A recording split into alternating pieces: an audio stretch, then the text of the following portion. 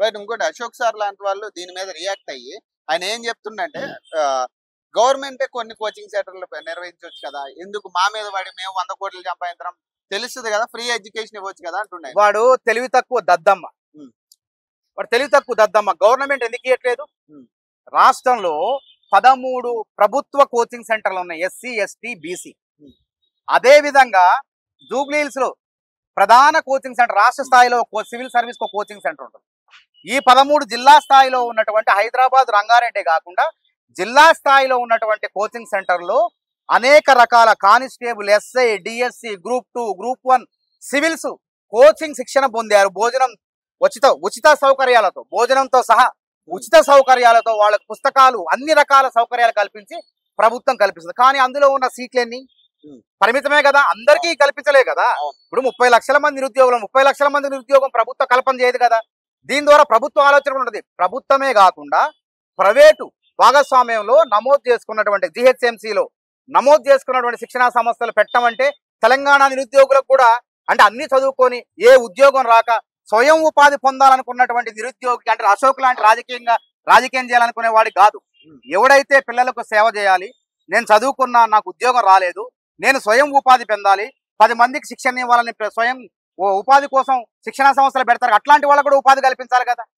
ఈ మాత్రం ఇంగిత జ్ఞానం ఉంది వాడికి, బుర్ర లేదు. బుర్రలో వాడు పెండ ఉంది, వాడి బుర్రలో నిజంగా బుర్రలో మెదడుంటే ఈ విధంగా మాట్లాడరు. కాబట్టి వాడు తొర్రి ముఖం వెదవకి తొర్రి పళ్ళు ఉడతాయి. కొన్ని 1-2 తొర్రి పళ్ళు ఉన్నాయి. ఆ తొర్రి పళ్ళు కూడా ఎక్కువ మాట్లాడితే ఊడగొడతాయని వాడు బొంద, వాడికి ఏం తెలివి ఉందని వాడు చెప్పేది ఏంది? తెలంగాణ ఉద్యమ చరిత్ర. అంటే మేం తెలంగాణ ఉద్యమంలో పాల్గొంటే మా ఉద్యమ చరిత్ర వాడు 150 మార్కులకి 25,000 కోచింగ్ చెప్తాడు గ్రూప్ 1 వాడికి. ఆన్లైన్ లో ఆఫ్లైన్ లో వాడిది వ్యాపారం. వాడిది అంటే ఇటు ఉద్యమం చేయాలా, ఇటు నిరుద్యోగులు అంటే గ్రాడ్యుయేట్లలో పేరు తెచ్చుకోవాలా. అంటే గ్రాడ్యుయేట్లను వాడు ఏం చేస్తాడు? ఓటర్లుగా చూస్తాడు. విద్యార్థుల్ని, మరి వీడికి విద్యార్థుల మీద ప్రేమ ఉంటే అందరి మీద ఉండాలి కదా. నేను ఆడ చచ్చిపోతే ఎందుకు మాట్లాడలే? మరి 3 చచ్చిపోయారు, నేను ఆర్టికల్ రాసిన. ఆడ 3 విద్యార్థులు చనిపోతే ఎందుకు మాట్లాడరు రాబాయ్ నువ్వు? అంటే వాళ్ళు ఓటర్లు కాదు, వీడికి ఓటర్లు కావాలా. ఓటర్లు అయితేనే మాట్లాడతారు. అశోక్ గారు లోకలు, అది ఖమ్మం, నల్గొండ, వరంగల్ గ్రాడ్యుయేట్ పరిధిలో ఉండాలా, లేకపోతే కరీంనగర్, నిజామాబాద్, ఆదిలాబాద్ గ్రాడ్యుయేట్ పరిధిలో ఉండే డిగ్రీ అయి పాస్ అయినటువంటి గ్రాడ్యుయేట్ గా ఓటర్లు ఉంటేనే వాడు మాట్లాడతాడు. అంత విధవ చచ్చు దద్దమ్మ వాడు నీట్ విద్యార్థులు అండర్ గ్రాడ్యుయేషన్ లో దేశవ్యాప్తంగా సుమారు 24 లక్షల మందికి, మన రాష్ట్రంలో సుమారు 1 లక్ష మంది వేసుకోండి, అన్యాయం జరిగింది. ఎవరైనా మాట్లాడిండా? ఏమైనా దీక్ష చేసిండా? ఎందుకంటే వాడు ఓటర్లు కాదు, వాళ్ళ గ్రాడ్యుయేషనే కాలేదు. అందుకే వీడి స్వార్థ బుద్ధి కోసం ఈ నిరుద్యోగ సమస్య పరిష్కారం అయ్యేదాన్ని పరిష్కారం కాకుండా అనేక రకాలుగా పుల్లలు పెట్టి పుండు మీదకు నయమయ్యే పుండు మీద కారం తెలి గెలికే ప్రయత్నం చేస్తాడు. కాబట్టి దవడ బగులుతుంది అశోక్. ఇంకో అర్థమైపోయింది నిరుద్యోగులందరూ కూడా, నీ భాగవతం మొత్తం కూడా అర్థమైపోయింది. అందుకే వాడి ఛానల్ కూడా ఎవడు చూడట్లే. అంటే వీడి ఛానల్లో వాడు యూట్యూబ్, ఇప్పుడు మీలాంటి ఛానల్ అంటే సమాజం కోసం పనిచేస్తాయి. వాడిది ఏముంది? యూట్యూబ్ లో నిరుద్యోగులు రెచ్చగొట్టుకుంటా మాట్లాడితే వ్యూస్ పెరిగితే మన ఆదాయం పెరుగుతుంది. ఇటు ఆదాయం, ఇటు గ్రాడ్యుయేట్ ఓటర్లు, రేపు ఎమ్మెల్సీ కూడా అయిపోయింది కదా, ఓడిపోయిందిగా, రేపు కరీంనగర్ అటు పోటీ చేయాలి, ఆడ పోటీ చేసి అక్కడ లబ్ధి పొందాలి. ఈ విధంగా వాడు చేస్తాడు. వాడి మాటలు నమ్మకండి. వాడు పిచ్చి పట్టింది. వాడిని పిచ్చాసుపత్రిలో, ఎర్రగడ్డ పిచ్చాసుపత్రిలో ఎవరు చేర్చక్కల, త్వరలో వాడు ఒక్కడే పోయి చేరతాడు. అంత పిచ్చి పట్టింది వాడికి. వాడికి వాడు అంటాడు రేవంత్ రెడ్డికి సిలబస్ తెలియదు, మానవతరాయికి సిలబస్ తెలియదు.